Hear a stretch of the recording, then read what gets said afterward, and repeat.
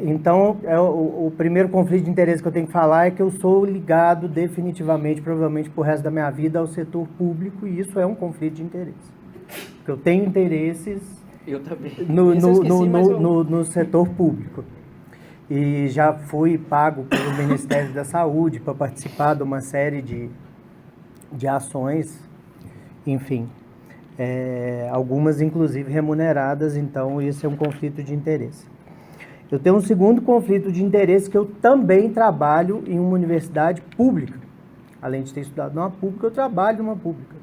E trabalhando na universidade pública, isso também é um conflito de interesse, porque o meu emprego está ligado ao público e o meu sustento está ligado ao público. Aí eu tenho um terceiro conflito de interesse da minha atuação dos dias recentes, que é falar para vocês que eu também trabalho no privado. Eu trabalho num serviço de atenção domiciliar, porque na minha condição atual é impossível eu conseguir fazer aquilo que eu tenho como o meu futuro profissional e que eu ainda não consegui me organizar aqui em Ouro Preto e aqui nessa universidade, que é trabalhar dentro de um serviço de atenção domiciliar ligado ao serviço público, e que é o sonho da minha vida construir aqui em Ouro Preto, e que enquanto eu não consigo, eu estou trabalhando num privado, porque essa é uma bandeira que eu levanto, que é a bandeira da atenção domiciliar. E em termos de filiação partidária, eu já fui filiado a um partido. Na verdade, eu fiz parte de um movimento quando eu era estudante da 8ª série do 1º grau. Eu fui do PSDB Jovem. O PSDB tinha acabado de nascer, era uma cisão do PMDB, enfim. E eu fui acompanhar o Mário Covas na campanha de 89, e aí o pessoal me colocou no PSDB Jovem e tal, filmei, apareci no programa dele e tal. E em anos mais recentes eu fui Nós candidato... te perdoamos, Léo. Tudo bem. Brincadeira. Em anos mais recentes eu fui candidato por um partido teoricamente neutro de centro aqui em Belo Horizonte. Candidato a vereador. Espero não participar da política dessa maneira tão cedo, porque lá de dentro é mais difícil ainda a gente conseguir respirar puro. E é muito realmente difícil. O político, ele tem que ter todo o respeito do mundo, porque realmente é muito pragmatismo. Tem que ter muito estômago. E eu só volto para a política dura mesmo se por acaso a gente tiver a possibilidade de candidatura avulsa. Bom, 2 minutos e meio eu falei todos os meus conflitos de interesse aqui que eu acho relevantes. E aí eu queria entrar nessa discussão com vocês, falando que, em primeiro lugar, a gente tem que enxergar como que nós vemos saúde, né? E uma das coisas que vem se acirrando e vem saindo do armário e vem aparecendo de uma forma contundente são as visões de mundo que antes ficavam ocultas porque as pessoas tinham vergonha de se declarar. E nós temos visto nas últimas campanhas, em especial nesta de hoje, nessa atual, que o neoliberalismo saiu do armário, o ultraliberalismo saiu do armário, a ultradireita saiu do armário e a ultraesquerda saiu do armário também. Não concordo, desculpa, Léo. Eu acho que a gente tem que deixar claro que nas outras campanhas as pessoas, elas escorregavam de alguns temas polêmicos. Quando a gente falava de SUS, todo mundo, não, SUS, a gente defende o SUS e tal. E dessa campanha, pela primeira vez, a gente tem um movimento ultraliberal que tem dito claramente que o SUS ele pode ser substituído por vouchers. Nós não vamos discutir isso aqui hoje, mas ainda temos que discutir isso em algum momento, provavelmente daqui a 4 anos. E que você tem que manter um congelamento de gastos que na prática significa desfinanciar o serviço de saúde. E várias das pessoas têm trabalhado nesse sentido. Então, o que eu acho que a gente precisa, em primeiro lugar, é entender se todo mundo aqui entende a saúde como direito ou como mercadoria. Como um direito das pessoas ou como uma mercadoria que pode ser comprada.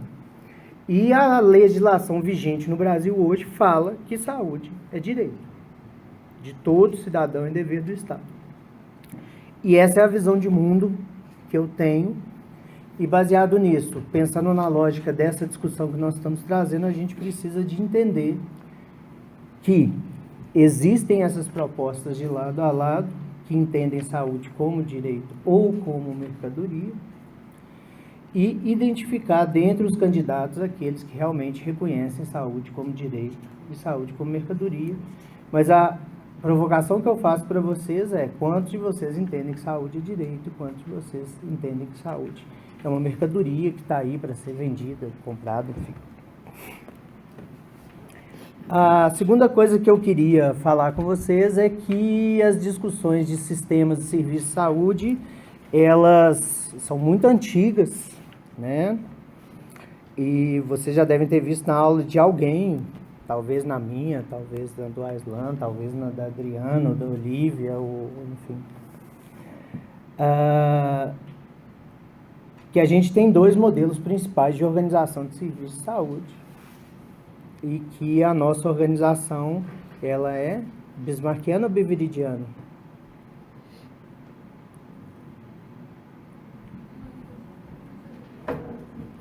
Ninguém viu isso? Então vamos lá. Beveridiana é o quê? É um sistema nacional de saúde no qual a gente enxerga a saúde enquanto direito, e o Beveridge, ele traz essa lógica da saúde enquanto direito, que é financiada por impostos, né? E as pessoas não são obrigadas a contratar nenhum serviço ou plano de saúde, ou não têm que estar, por exemplo, empregadas para ter direitos a ter plano de saúde. E o modelo bismarckiano é um modelo em que as pessoas têm seguros de saúde, que parece com a nossa saúde suplementar, mas não só com ela, né? Mas nesse modelo bismarckiano, que é o modelo que era o modelo dos Estados Unidos, continua sendo, mas era o modelo dos Estados Unidos, principalmente até o Obama, que é, né? Quem tem emprego tem plano de saúde. Quem perde o emprego não tem plano de saúde e não tem sistema público para apoiar. Um terceiro ponto que eu queria discutir com vocês, então, assim, baseado nessa lógica, o Brasil segue o modelo beveridiano, que é um modelo que é seguido, por exemplo, pela Inglaterra, com um sistema de saúde que realmente tem algumas questões exemplares, mas mesmo na Inglaterra, daqui a pouquinho eu vou falar, foi difícil de ser implantado, não foi uma coisa assim, a Inglaterra saiu da guerra e falou assim, nossa, vamos fazer o mundo feliz, e todo mundo foi a favor, né? E no próprio Canadá, enfim, Cuba é mais um dos modelos, mas hoje a gente vê que a Europa toda, ou em grande parte, ela tem se apoiado no modelo beveridiano. São poucos os países que ainda são bismarckianos. A Alemanha é um bom modelo para isso, os Estados Unidos sempre foi. A gente, então, discutindo esses dois pontos, a gente parte para discussão, e aí eu gostei muito de você ter falado isso, Aislan, de ter perspectiva histórica. E perspectiva histórica nos ajuda a entender, inclusive,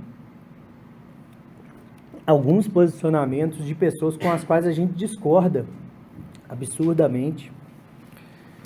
E a gente que é um pouco mais antigo, né? Nós dois, né? A gente viu o Sistema Único de Saúde ser implantado, a gente foi testemunha ocular da implantação do SUS, né? E o SUS, ele nasce 10 anos depois de Alma-Ata, né? Alma-Ata é esse grande movimento que a Organização Mundial da Saúde fez, que falava que a gente queria ter saúde para todas as pessoas do mundo. Até o ano 2000 nós já falhamos nessa meta, né? Falhamos clamorosamente. E que dava o start para os sistemas de serviço de saúde serem construídos nos diferentes países de uma forma que fosse socialmente aceitável e ética e financiável. E quando a Alma-Ata fala isso em 1978, o Brasil leva 10 anos para fazer a Constituição que funda o nosso Sistema Nacional de Saúde, né? E aí, em 88, quando a gente funda o SUS, a gente não funda o SUS, porque o SUS é fundado em 90 com a 8080 e a 8142. Inclusive, o fato da gente ter duas leis, questão boa para a prova, né? Boa. a gente só tem 2 leis porque o presidente da época, que era o 1990, Collor de Mello. ele veta metade da lei 8080 e aí depois o pessoal do movimento sanitário vai lá e fala, não, olha, não tem jeito, você vai ter que fazer repasse fundo a fundo e você vai ter que criar o controle social. E aí, por isso que você tem 2 leis, que são as leis que fundam de verdade o Sistema Único de Saúde. Bom, e de lá para cá, a gente parte de uma construção onde os municípios não tinham a capacidade sequer de gerir seus próprios serviços de saúde, até um movimento crescente que começa em 94 com o Itamar Franco, de crescimento de número de equipes de atenção primária, a ponto de chegar a 42 mil há 2, 3 anos atrás, ter uma queda e hoje já está chegando nas quase 46 mil, só que às custas de uma nova política nacional de atenção básica, que não é o tema aqui de hoje, mas depois a gente pode conversar disso, com todos os ônus e bônus que vêm dessa nova PNAB de 2017, né? Se antes a gente tinha uma atenção básica fechada para consulta, né, que a gente chegava e tinha só 12 fichas e uma urgência que era porta aberta, mas que não conseguia atender o volume, hoje nós temos serviços de urgência muito mais bem distribuídos ao longo do país, e para vocês enxergarem uma UPA e acharem uma coisa normal, é uma coisa, mas há 20, 25 anos atrás isso não existia. Era muito rudimentar. As próprias UBS, todo mundo acredita que sempre existiu. Exato. As unidades básicas de saúde que vocês frequentam eram poucas, de iniciativas municipais, sem financiamento e sem uma estrutura de equipe. E aí, em 1994, você começa a ter um novo modelo de atenção primária que somente em 2009, portanto está completando ano que vem 10 anos, passa a ser um modelo primordial de atenção primária, que é o Saúde da Família.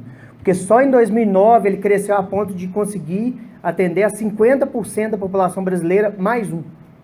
Então, só em 2009 ele passa a ser o modelo principal de atenção primária nesse país. E aí a gente pode falar de um tanto de coisa. Nós podemos falar de serviços de atenção domiciliar, que começaram em 2011, apesar de a gente não ter aqui em Ouro Preto. Nós podemos falar de rede cegonha, nós podemos falar do crescimento da rede de saúde mental, né? A gente pode falar do acesso a mais especialidades, dos centros de atenção à saúde, a gente pode falar da otimização de leitos hospitalares, podemos falar da vacina, né? Foi com o SUS que a gente conseguiu erradicar o sarampo, por exemplo. E aí a gente chega numa situação que é a seguinte, as novas gerações, ou seja, vocês, não viveram essa perspectiva histórica para entender de onde que nós partimos para entender como, onde, por que nós chegamos aqui hoje. E essa percepção, ela é fundamental e a gente procura passar para todos vocês nas nossas aulas, enfim, aquelas aulas bacanas que muita gente xinga a gente, né? Mas, enfim, é uma perspectiva histórica necessária para a gente entender que foi uma construção difícil, com idas e vindas, com retrocessos, com dificuldades de construção e consolidação, né? Em um país que é socialmente muito iníquo, com uma diferença, uma diversidade, né? De situações regionais, de acesso mesmo a serviços, de acesso a direitos, enfim. E que neste país tão desigual, não apenas financeiramente, mas principalmente também financeiramente, né?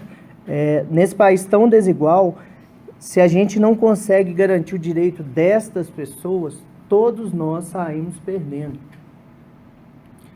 Eu acredito que até mesmo os liberais, eles entendem que existe um patamar mínimo não é nem de direito, mas de dignidade, que ele tem que ser alcançado independente da população, independente do país que a gente vive.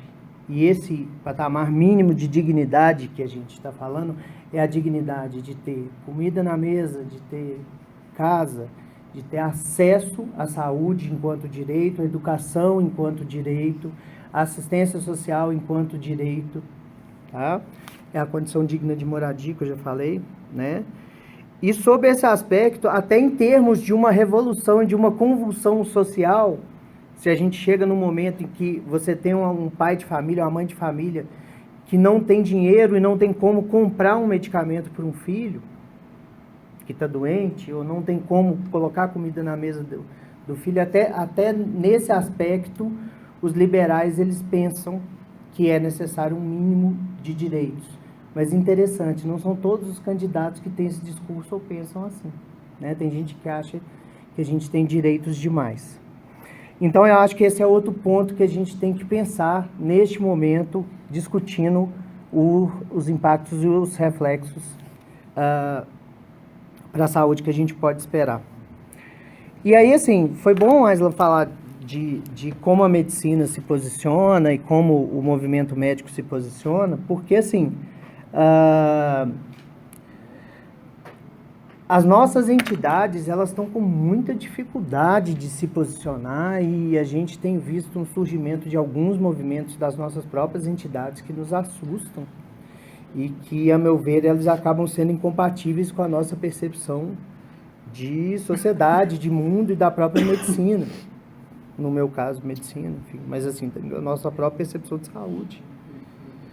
E assim, a gente tem visto posicionamentos muito claros de entidades oficiais médicas, como a Associação Médica Brasileira, se posicionando claramente. E mesmo eu milito na atenção domiciliar e milito na medicina de família. E hoje eu me sinto muito mais acolhido e representado dentro da Abrasco do que dentro da Sociedade Brasileira de Medicina de Família. Então, assim, hoje eu entendo que a saúde coletiva tem me representado mais do que a própria medicina de família. Porque a saúde coletiva tem assumido essa pauta de defesa de um sistema que eu acredito muito mais do que a minha própria sociedade de especialidade, que é a que eu pago mensalidade, né? E que eu sou filiado e efetivo. E esse conservadorismo da medicina, gente, ele não é jabuticaba, não, ele não é brasileiro, não. Só para vocês entenderem, na Inglaterra pós-guerra, quando a gente falou, né, de um sistema nacional de saúde que foi construído num país destruído pela guerra, com a noção de solidariedade e tal, exatamente, o Bevan, né, que era o que estava estruturando o primeiro sistema beveridiano, o Bevan, ele teve que convencer a associação, o Royal College, né? Royal College Medical. E teve que convencê-los e foi uma eleição duríssima se eles iriam apoiar ou não a criação do Sistema Nacional de Saúde. Foi assim, foi a diferença de pouquíssimos votos, 1 ou 2 votos, de uma sociedade que também era conservadora, assim como a maioria das nossas sociedades médicas são nesse sentido. Então, eu acho que também a gente tem essa dificuldade, né?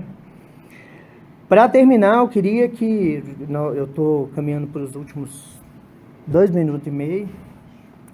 Eu queria só lembrar que a gente, pela primeira vez, a gente está vivendo um retrocesso que é real, em termos de construção do Sistema Único de Saúde. A gente acompanhou aí, né, desde que houve essa... Você, bem educado, mudança no governo federal, através de um Foi golpe mesmo, viu, Léo?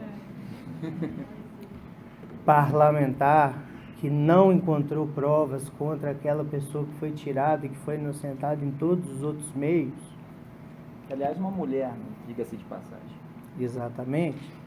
Mas, enfim, que neste processo e no processo da PEC da morte, né, a PEC do teto de gastos, a gente tem vivido uma série de retrocessos e eu acredito piamente que nós vivemos aí uma crise que foi prolongada artificialmente porque não se permitiu que a democracia continuasse e que nessa democracia que resolveria os problemas a ponto da gente ter tido uma crise bem menor do que a gente teve hoje, a gente cronificou a crise e piorou a crise social.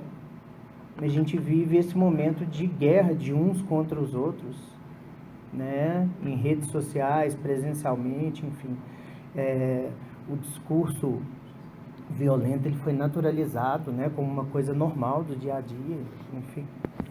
E isso é uma coisa que nos preocupa, mas basicamente de lá para cá nós estamos vivendo esses retrocessos. E a agenda que foi colocada depois dessa mudança de comando, ela foi uma agenda realmente de redução do tamanho dos serviços públicos. O Sistema Único de Assistência Social, infelizmente, ele foi, né, ele foi natimorto, quer dizer, ele foi criado e na hora que ele precisava de recurso para se expandir, foi a hora que houve essa mudança e ele não conseguiu se consolidar como sistema único, com todas as dificuldades. A gente precisa do SUAS. A gente teve uma redução do tamanho do SUS, com redução real do número de equipes. Vocês forem num portal que chama SAGE, Sala de Apoio à Gestão Estratégica, vocês vão ver que há uma redução no número de equipes já a partir de 2015. Pela primeira vez na história do SUS, fechamos serviços de saúde e atenção primária. Exatamente. Pela primeira vez, assim, de Itamar Franco a Dilma, a gente só aumentou o número de equipes de saúde da família. Pela primeira vez a gente teve queda. Tá? Então, para vocês entenderem o que é isso.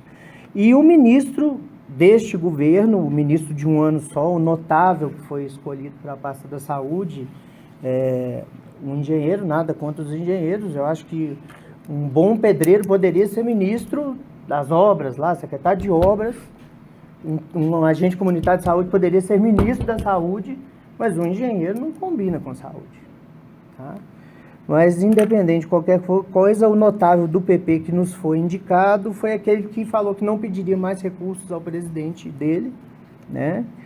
E que foi o que criou os planos baratinhos de saúde, que são aqueles planos que surgem para atender ambulatorialmente, mas sem a cobertura mínima da Agência Nacional de Saúde.